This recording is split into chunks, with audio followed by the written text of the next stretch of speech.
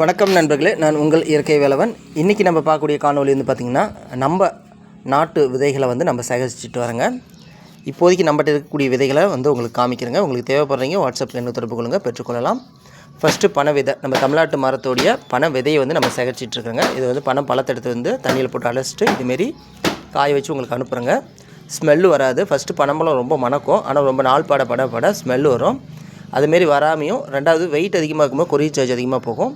அதனால் இதுமாரி தண்ணியில் போட்டு வாஷ் பண்ணிட்டேன்னா வெயிட் கம்மி தான், சும்மா தான் இருக்கும், வெயிட்டே இருக்காது.